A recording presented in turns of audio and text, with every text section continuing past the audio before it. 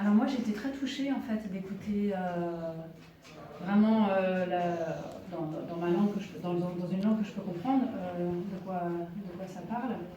J'ai l'impression vraiment qu'il y a un message universel dans tout ça, quel que soit le rituel, quelle que soit la pratique. Comment aujourd'hui on peut s'adresser justement à une jeune génération qui comprenne en fait ce qu'est le soufisme. Nous avons besoin aujourd'hui de démystifier. Démystifier sans enlever le côté mystique, démystifier, vulgariser, expliquer de quoi s'agit le soufisme. Montrer à la jeune génération que le soufisme n'est pas quelque chose d'extra et n'est pas quelque chose d'extérieur, que le soufisme c'est le cœur de l'islam. Et tout simplement, de façon radicale, nous avons besoin de dire aux jeunes aujourd'hui que sans vrai soufisme, sans spiritualité, l'islam est à jeter.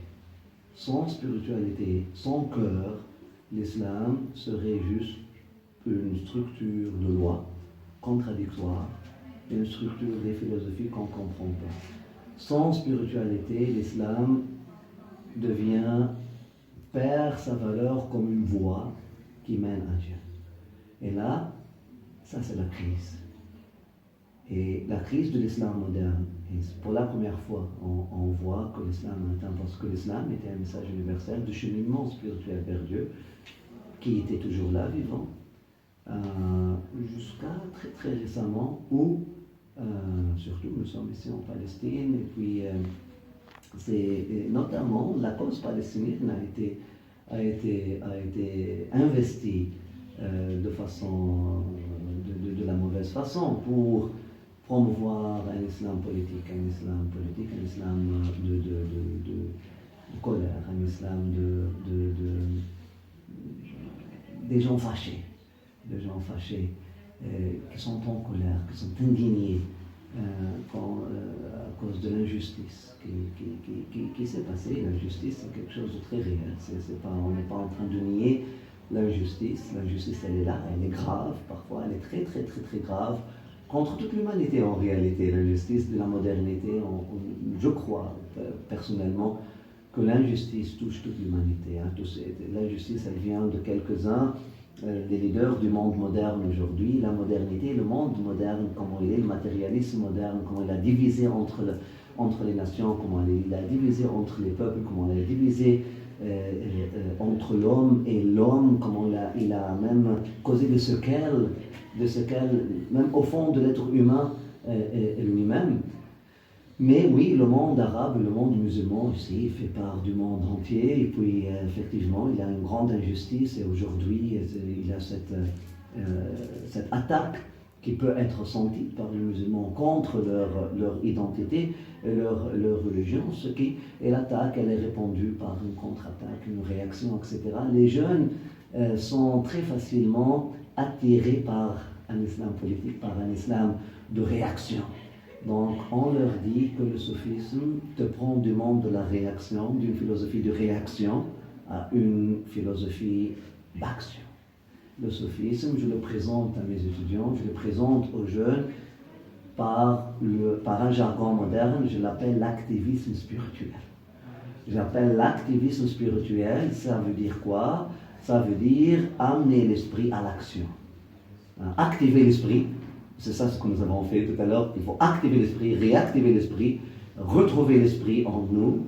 Après ça, cet esprit-là doit nous prendre, nous diriger en action. Non notre ego, non pas notre ego, c'est ça. Donc je dis aux jeunes, vous voulez agir, parce que les jeunes veulent agir. Les jeunes voulaient agir, et puis c'est tout à fait normal, il faut agir. Vous voulez agir, vous voulez réparer, vous voulez apporter la solution, vous voulez changer le monde, vous voulez vous voulez alléger les souffrances de l'humanité, etc. Vous voulez agir, donc ce n'est pas avec votre intellect que vous allez agir, ce n'est pas avec vos émotions fortes que vous pouvez agir seulement. Oui, ça prend de l'intellect, la raison, oui, ça prend des émotions fortes, mais faites attention parce que l'intellect et les émotions peuvent être usurpées par l'illusion en vous qui est votre ego. Là, le soufisme est la seule solution, c'est l'éducation de l'âme afin de libérer l'intellect et les émotions des des chaînes de l'ego et mettre l'intellect et les émotions au service de l'esprit. Et là, on peut agir dans la vie. Du coup, est-ce qu'en Palestine, on peut voir le soufisme comme une solution, quelque part? Moi, je vois que... Oui, moi je vois que le soufisme, le tasawwuf, l'éducation de l'âme, c'est la solution en Palestine et partout au monde, pour les musulmans et tout le monde. L'éducation de l'âme. Je pense que la crise du monde moderne, la crise du monde d'aujourd'hui, elle est causée par, notamment par des âmes non éduquées, par des âmes non conscientes du danger de l'ego, hein, du danger de l'ego, et qui ont du potentiel du mal en elles, ces âmes-là, et puis qui ont pris la leadership, qui se sont mises en action. Et là, ça a causé le colonialisme, ça a causé toutes les guerres, et les premières guerres mondiales, deuxième guerre mondiale, tous ces torts-là. Et ce qui cause aussi le terrorisme aujourd'hui, c'est la même chose, c'est le même phénomène. Ce sont des âmes non éduquées, des âmes non élevées. Comme le dit Jésus, alayhi salam, une âme s'élève et tout le monde s'élèvera. Une âme s'élève et tout le monde s'élèvera. L'élévation de l'âme, c'est ça ce que nous avons besoin. Tout à l'heure, on était au musée de la colonisation, la colonisation de la Palestine, de l'histoire palestinienne, etc. Et puis, il aurait dit, la terre de la révélation a besoin de conscience aujourd'hui. Nous avons besoin de faire vivre la conscience. Oui, si on prend le soufisme, si on utilise le soufisme comme une école, comme un instrument de l'élaboration et de cultivation de conscience, et de développement personnel, de développement de la personne palestinienne, c'est sûr et certain, ça va être la solution. Et de deux côtés, parce que ça va attirer plusieurs, ça va attirer même les jeunes juifs, ça va attirer, je vois que la solution, je vois un avenir, un futur ici. Mais le danger, que si on prend le soufisme comme un opium, parce que il faut être conscient, pour être honnête, plusieurs gouvernements, plusieurs âmes non éduquées dans le monde. Moi, j'ai pu témoigner de ça à mon propre pays, mais ils ont instrumentalisé le soufisme, ou ont voulu instrumentaliser le soufisme comme un instrument de faire dormir, de faire endormir les gens. Là, je leur dis, faites attention, le soufisme, c'est une école pour éveiller les esprits. Et il ne faut pas avoir peur d'un esprit éveillé. Au contraire, une âme endormie, elle peut se réveiller à tout instant de la mauvaise façon et ça va devenir un cauchemar. Mais un esprit éveillé, au contraire, l'éveil spirituel, c'est ça ce qu'on cherche. Donc si on prend le tasawwuf comme une école d'éveil spirituel, une école de développement de l'âme, une école d'élévation de l'âme, une école de développement de la conscience, c'est sûr et certain que le soufisme va être la solution en Palestine et au monde entier. Et alors, c'était votre première fois en Palestine? C'est ma première fois en Palestine. Quelle est l'expérience d'être ici pour vous? Est-ce que ça change quelque chose? C'est sûr et certain que ça change à plusieurs niveaux, le changement. Je peux le toucher déjà, c'est ma troisième journée en Palestine déjà. Et puis, je peux voir en moi 3 changements en moi. Au niveau spirituel, je peux toucher la présence de la terre, de la révélation. C'est pas pour rien. Vraiment, là, surtout lorsqu'on était à Jérusalem. Mais je disais à mes frères et sœurs, tous on avait la même remarque. Mais est-ce que vous ne voyez pas que le ciel est beaucoup plus proche de la terre? Mais il y a quelque chose, on dirait que le ciel était collé à la terre. Mais c'est quelque chose, on dirait qu'on était comme l'apport de la matrice ou quelque chose comme ça, mais c'était quelque chose, non? Et c'est pas pour rien que c'est la terre de l'ascension du prophète Mohammed, c'est la terre de la révélation de plus que 100 000 prophètes, ils ont reçu leur révélation sur cette terre. C'est Mahbat al-Salat, c'est Nubuwa, tout est ici. Je suis sûr et certain qu'il y a un changement spirituel. Je suis dans le cheminement spirituel, ça fait des années, mais je suis sûr et certain que le boost spirituel, lorsqu'on parle de l'éveil spirituel, ça ne se passe pas une seule fois. Hein. Tu te réveilles et tu es en éveil continu. Hein? Tu te réveilles, tu es en éveil. C'est sûr que certains qu'on a reçu un boost spirituel, il y a un changement. Deuxièmement, un changement au niveau émotionnel. Maintenant, on touche et je vois devant mes yeux des choses que avant on les voyait juste à travers des écrans. Moi, je suis une personne qui a cessé de regarder les nouvelles par décision consciente. C'était pas par manque de conscience ou parce que je voulais plus des affaires de l'humanité, mais j'ai pris une décision consciente d'arrêter de regarder les nouvelles, les nouvelles. Ça fait 10 ans. Ça fait 10 ans que je n'ai pas regardé les nouvelles. Vraiment, là, j'ai insisté. S'il y a quelque chose, je lis un article, et puis là, je prends mon temps pour la prière. Pourquoi? Parce que les nouvelles, j'ai compris depuis 10 ans que les nouvelles sont là pour vraiment nous bombarder et puis hypnotiser, et puis là, tu commences à voir les choses autrement. Donc, à travers les nouvelles, ça fait 10 ans déjà, on voyait qu'en Palestine, c'est une terre qui brûle, il n'y a pas de paix, il n'y a pas... Vraiment, les nouvelles te poussent te poussent à voir qu'il n'y a pas d'issue, il n'y a pas de solution.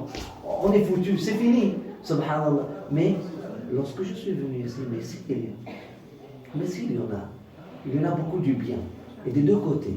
Je le dirais, de deux côtés et tous les côtés. Alors je commence par vous, quelle découverte. Moi je viens de la France, et passage par la France, je viens ici, je ne m'attendais pas à trouver des jeunes Français comme vous qui travaillent pour la cause de l'humanité ici en Palestine, mais c'est quelque chose déjà.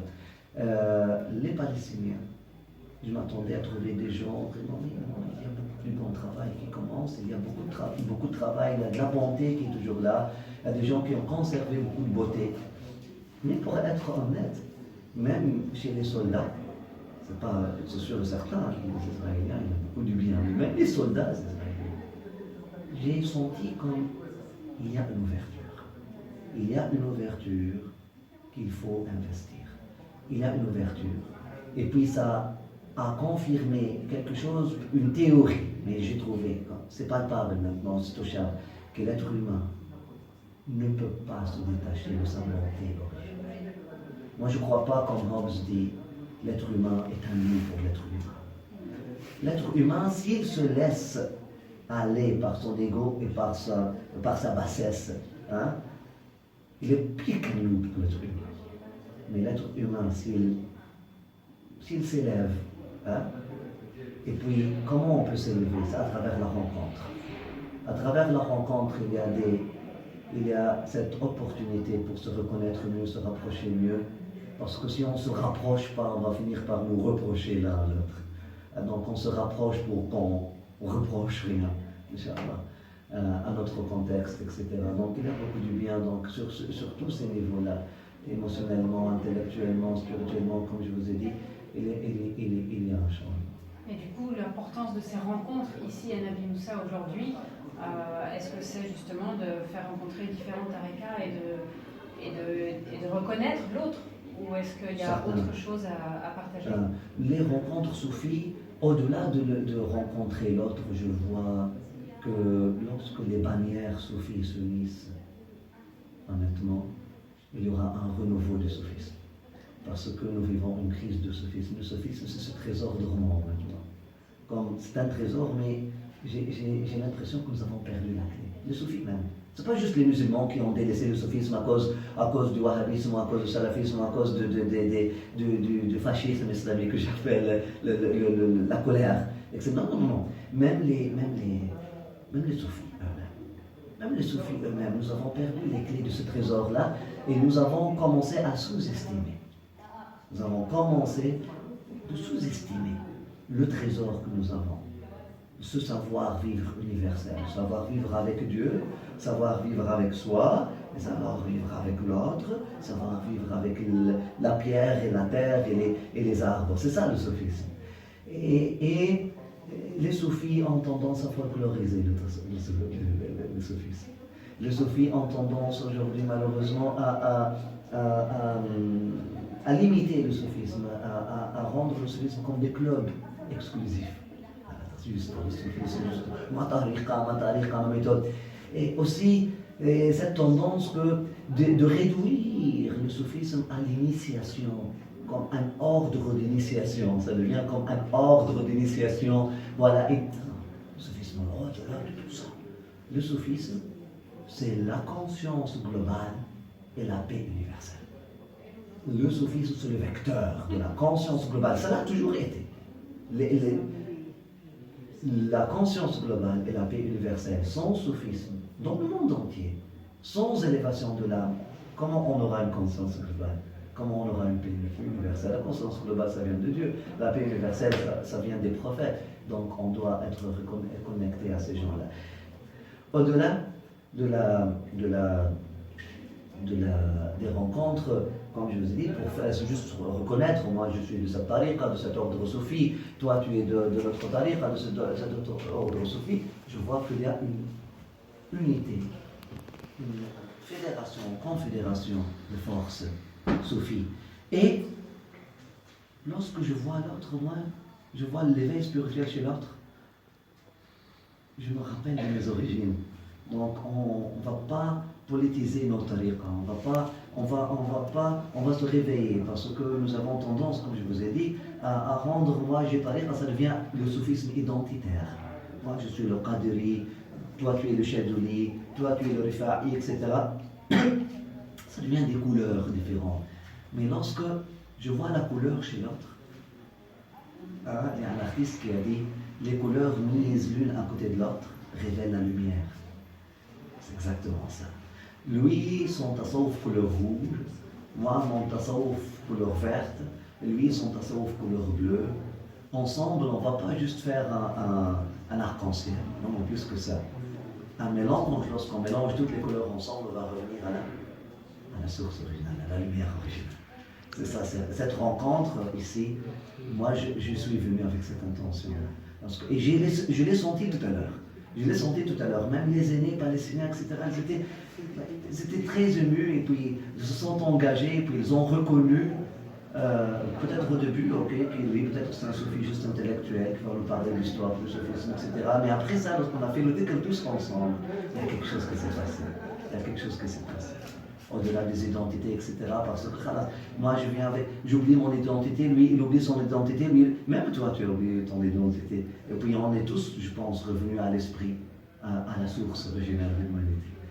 Ça se passe entre soufis, mais ça se passe entre humains aussi. Merci. Bienvenue.